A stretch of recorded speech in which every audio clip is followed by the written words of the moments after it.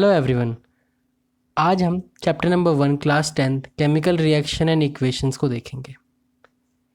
तो इस चैप्टर में हम केमिकल रिएक्शन क्या होती है वो जानेंगे, केमिकल इक्वेशन क्या होती है वो देखेंगे, कैसे केमिकल इक्वेशन को बैलेंस करते हैं वो देखेंगे, और देखेंगे टाइप्स ऑफ केमिकल रिएक्शन, और लास्ट में हम देखेंगे डेंसिटी और कोरोजन।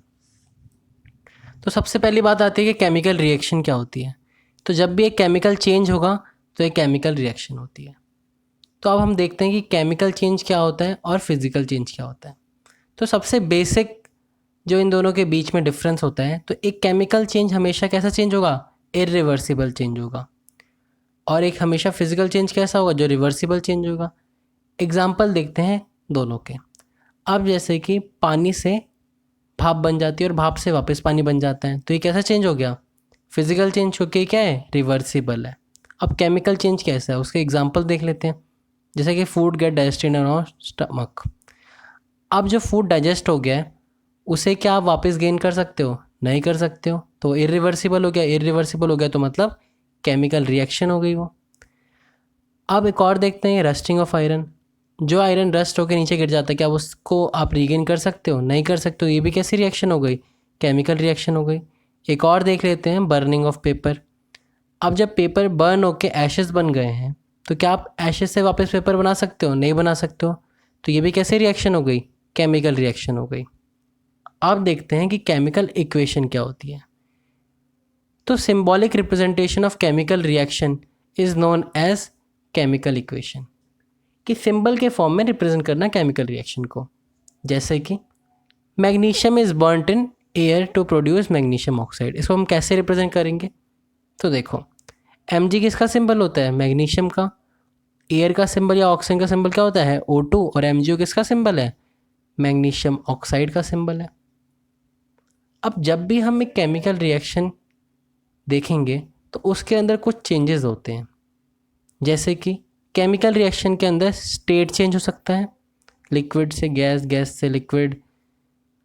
कलर में चेंज हो सकता है, ब्लैक से वाइट, ब्लैक से ब्लू।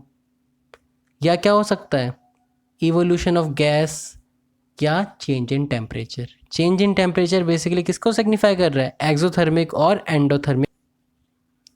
अब हम अगली चीज़ देखते हैं कि बैलेंसिंग ऑफ केमिकल इक्वेशन।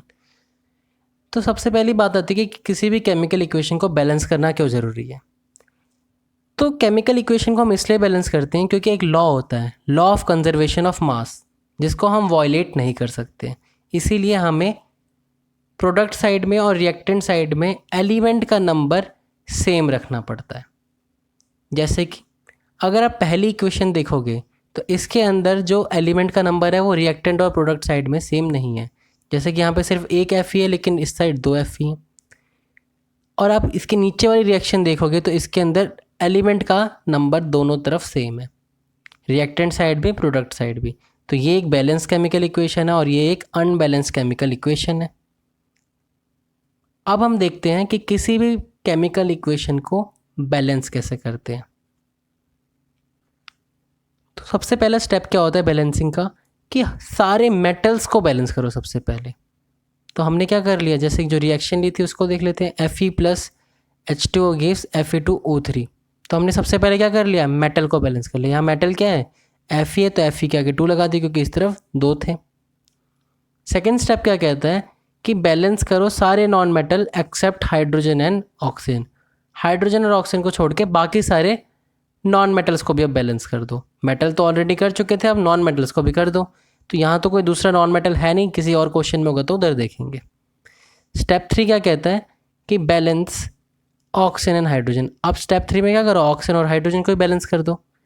अब जैसे यहाँ पे हमने क्या कर दिया, यहाँ Fe हमारा हो गया था, तो हमने ऑक्सीजन और हाइड्रोजन को बैलेंस करने के लिए यहाँ पे 3 लगा दिया। जब 3 लगा दिया तो यहाँ भी 3 लगाना पड़ेगा, क्योंकि हाइड्रोजन इधर 6 तो इधर भी 6 करने पड़ेंगे। तो ये हमारी बैलेंस केमिकल इक्वेशन ऑब्टेन हो गई है। जब हम इस चैप्टर के क्वेश्चंस करेंगे तब हम और क्वेश्चन के ऊपर ये ट्रिक्स अप्लाई करके देखेंगे कि इम्प्लीमेंट होती है या नहीं होती है। जब भी आप एक केमिकल इक्वेशन लिखोगे तो आपको रिएक्टेंट और प्रोडक्ट साइड स्टेट सिग्निफाई करना पड़ेगा। जैसे कि इधर गैस, क्योंकि वाटर वेपर है, ये सॉलिड आपको सिग्निफाई करना पड़ेगा, ये सॉलिड ऐसे सिग्निफाई करना पड़ेगा, मतलब बेसिकली आपको उनके स्टेट सिग्निफाई करने पड़ेंगे। एस किसके लिए स्टैंड करता है? सॉलिड के लिए। जी किसके लिए स्टैंड करता है? गैस के लिए।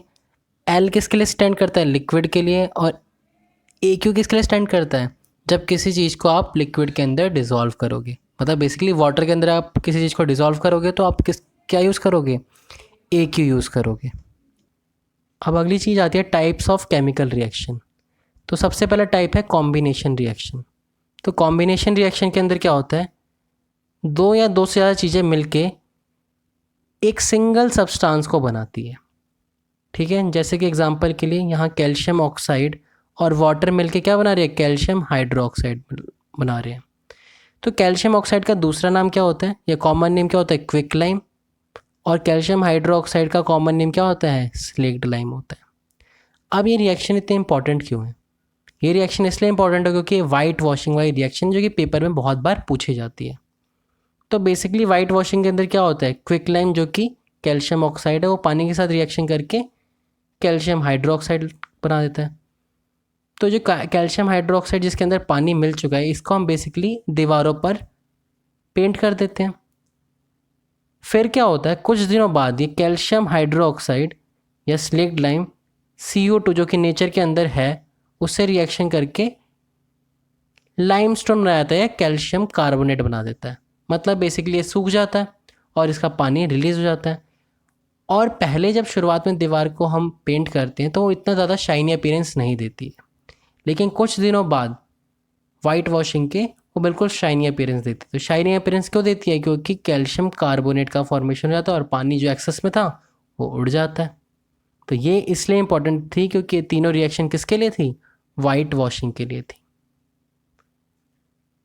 अब एक और चीज़ आप याद रखना, जब ये हम फर्स्ट वाली रिएक्शन करते हैं तो बहुत ज़्यादा हीट एनर्जी निकलती है। ठीक है, तो ये एक और एग्जांपल किसका हो गया? एक्सोथर्मिक रिएक्शन का भी एग्जांपल हो गया। आगे हम एक और बार एक्सोथर्मिक रिएक्शन देखेंगे, वहाँ पे हम ये वाली चीज़ डिस्कस कर लेंगे। दूसरा एग्जांपल कौन सा है कॉम्बिनेशन रिएक्शन का? Formation of water. अब यहाँ देखोगे H2 और O2 मिलके क्या बना रहे हैं? H2O मिला रहे हैं।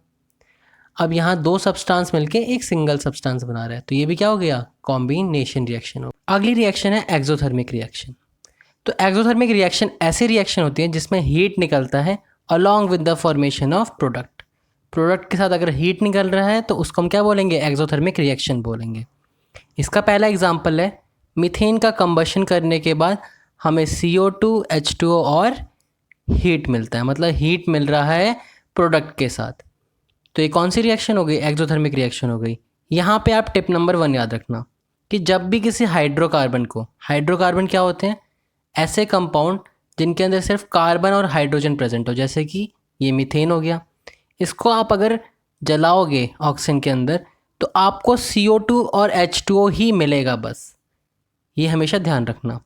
दूसरा एग्जांपल एक्सोथर्मिक रिएक्शन का है रेस्पिरेशन। ये क्वेश्चन आता भी है पेपर के अंदर, why respiration is known as exothermic reaction. तो देखो रेस्पिरेशन क्या है कि जब हम ऑक्सीजन को इनहेल करते हैं, ऑक्सीजन हमारे सेल्स के अंदर जाता है। सेल्स के अंदर जाने के बाद वो फूड को ऑक्सीडाइज करता है और ऑक्सीडाइज करने के बाद हमें क्या मिलता है? एनर्जी मिलती है अलॉन्ग विद प्रोडक्ट। तो एनर्जी मिलती है हमें, तो ये कैसी रिएक्शन हो गई? एक्सोथर्मिक रिएक्शन हो गई। अगली चीज़ है डिकम्पोजिशन। अब जैसे डिकम्पोजिशन ऑफ वेजिटेबल वेस्ट, अब जैसे जितनी भी लैंडफिल्स होती हैं उसके पास अगर आप जाओगे तो आपको हमेशा फ्यूम्स उड़ते हुए देखेंगे। तो वो क्यों उड़ते हैं? क्योंकि जब डिकम्पोजिशन होता है तो हीट एनर्जी निकलती है along with the formation of product, तो वो हीट एनर्जी आपको फ्यूम्स के फॉर्म में दिखती है। तो decomposition of vegetable waste is also a type of exothermic reaction. तो अगले टाइप ऑफ रिएक्शन कौन सी है? Decomposition reaction. तो डिकम्पोजिशन रिएक्शन कौन सी रिएक्शन होती है? जिसके अंदर एक सिंगल प्रोडक्ट होता है और वो ब्रेक होकर दो या दो से ज़्यादा प्रोडक्ट्स को दे देता है, उसको हम डिकम्पोजिशन बोलते हैं। 3 तरीके के डिकम्पोजिशन होती है, एक थर्मल डिकम्पोजिशन होती है, एक इलेक्ट्रोलाइटिक डिकम्पोजिशन होती है और एक फोटोलाइटिक डिकम्पोजिशन होती है। तो सबसे पहले हम थर्मल डिकम्पोजिशन को देखते हैं। तो थर्मल डिकम्पोजिशन के अंदर क्या होता है कि जब हम ये डिकम्पोजिशन रिएक्शन हीट के साथ करें तो उसको हम क्या बोलते हैं? थर्मल डिकम्पोजिशन बोलते हैं। इसका एग्जाम्पल क्या है? जो लाइमस्टोन या कैल्शियम कार्बोनेट को अगर आप हीट करोगे तो आपको क्या मिल जाएगा, क्विक लाइम या कैल्शियम ऑक्साइड और CO2 मिल जाएगा।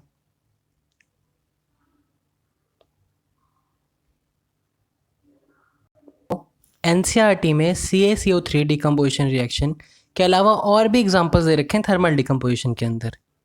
आपको वो एग्जांपल बहुत अच्छे से देखने, क्योंकि पेपर में वही एग्जांपल से क्वेश्चन आते हैं। आप देखते हो क्वेश्चन कैसे आ सकते हैं। जैसे कि पहला है FeSO4। अगर आप FeSO4 को हीट करते हो तो आपको फेरिक ऑक्साइड SO2 और SO3 मिलता है। तो पेपर में आपसे वो कैसे क्वेश्चन पूछ लेगा, वो आपसे पूछेगा a substance X which is green in color on heating gives a substance that is reddish brown in color and two oxides of sulfur. Name the substance X and Y. तो आप उस time सोचोगे question बाहर से आ गया, जबकि question NCERT के अंदर से ही है। हम ज़्यादातर क्या करते हैं, एक एग्जांपल पढ़ते हैं और फिर निकल जाते हैं कि पेपर में तो एक एग्जांपल आएगा, लेकिन आजकल वो ऐसे क्वेश्चन को ज़्यादा फोकस कर रहे हैं CBSE के अंदर। तो आपको इन क्वेश्चंस को भी ध्यान रखना है।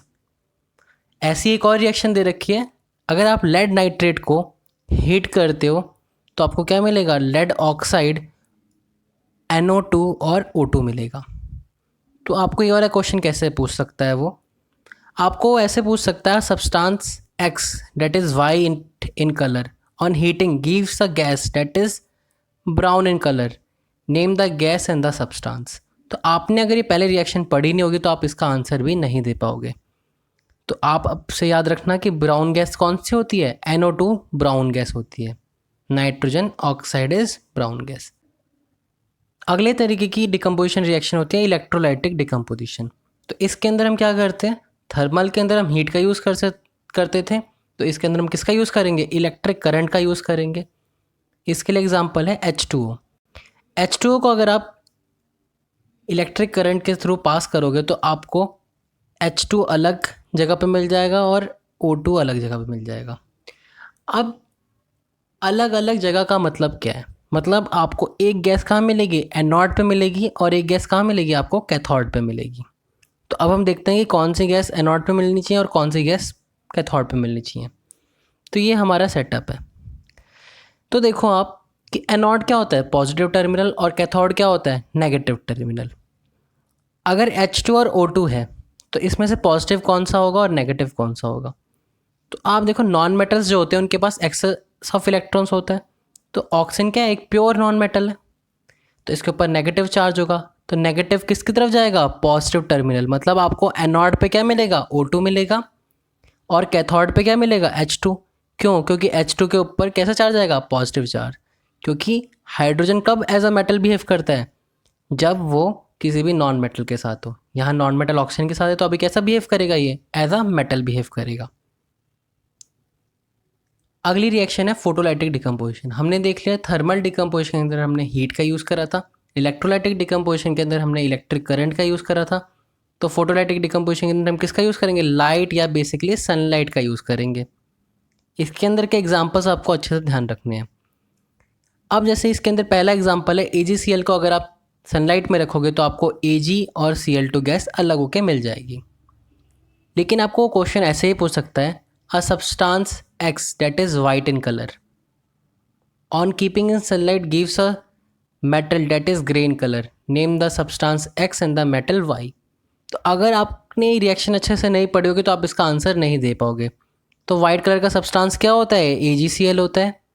जब आप इसको सनलाइट में रख देते हो आपको क्या मिल जाता है, सिल्वर। सिल्वर कौन से कलर का होता है, आपको पता होगा कि ग्रे कलर का होता है। सेम रिएक्शन सिल्वर ब्रोमाइड के साथ भी होती है। अब सिल्वर ब्रोमाइड AgBr होता है, अगर आप इसको सनलाइट में रखोगे तो Ag और Br2 गैस मिल जाएगी। अब ये जो दोनों रिएक्शंस हैं इनको आप कहाँ यूज़ करते हो, ब्लैक एंड वाइट फोटोग्राफी के अंदर यूज़ करते हो। बहुत बार क्वेश्चन पूछा गया, name the reaction used in black and white photography. अब अगली कौन सी रिएक्शन है, अगली रिएक्शन है एंडोथर्मिक रिएक्शन। ये क्या है, एक तरीके से उल्टी रिएक्शन है एक्सोथर्मिक की। इसके अंदर आपको रिएक्शन करवाने के लिए हीट देनी पड़ेगी। अभी तक आपने जो डिकम्पोजिशन के अंदर रिएक्शंस पढ़ी वो सारी की सारी कैसी थी, एंडोथर्मिक रिएक्शन थी, क्योंकि हम इसके अंदर रिएक्शन करवाने के लिए हीट एनर्जी दे रहे थे, लाइट एनर्जी दे रहे थे, या इलेक्ट्रिसिटी दे रहे थे। इसके लिए आप एक और रिएक्शन याद रख सकते हो कि BaOH whole twice barium hydroxide जब अमोनियम क्लोराइड के साथ रिएक्शन करता है तो हमें हीट एनर्जी की ज़रूरत पड़ती है। तो हमें क्या मिल जाता है, BaCl2 प्लस NH4OH। तो ये रिएक्शन कराने के लिए हमें हीट एनर्जी की ज़रूरत पड़ी, तो ये कैसी रिएक्शन हो गई, एंडोथर्मिक रिएक्शन हो गई है। अगली रिएक्शन है डिस्प्लेसमेंट रिएक्शन। तो ये वो रिएक्शन होती है जिसके अंदर एक हायर रिएक्टिविटी वाला एलिमेंट अपने से कम रिएक्टिविटी वाले एलिमेंट को उसके सॉल्यूशन से डिस्प्लेस कर देता है। एग्जांपल के लिए Fe जो होता है वो ज़्यादा रिएक्टिव होता है कॉपर के कंपैरिजन में, तो वो कॉपर सल्फेट में से कॉपर को रिमूव करके फेरस सल्फेट बना देता है। ये रिएक्शन आपने एक्सपेरिमेंट के अंदर भी देखी होगी। तो बेसिकली होता क्या है, जो कॉपर सल्फेट होता है वो ब्लू कलर का होता है।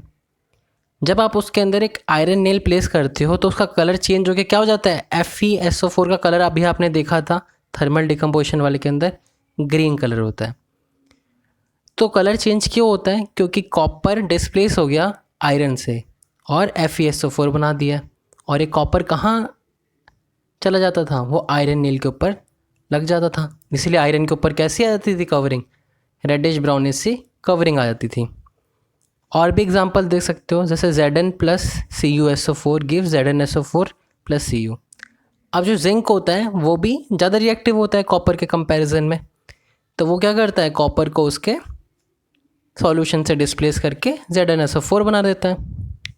ऐसी लेड भी क्या होता है, कॉपर से ज़्यादा रिएक्टिव होता है, तो लेड क्या करता है, उसको डिस्प्लेस कर देता है और ख़ुद अपना सॉल्यूशन बना देता है। तो आपको इससे पता क्या चला इन तीनों रिएक्शन से कि लेड, जिंक और आयरन तीनों कॉपर से ज़्यादा रिएक्टिव है। अगली वीडियो में हम रिएक्टिविटी सीरीज़ को देखेंगे, कैसे हम रिएक्टिविटी सीरीज़ को ईजिली याद कर सकते हैं ये देखेंगे, और बाकी जो इस चैप्टर में रह गया है उसको कवर करेंगे। If you like our video, please do like, share and subscribe to our channel for more amazing content, and do show your love in the comment section. Thank you.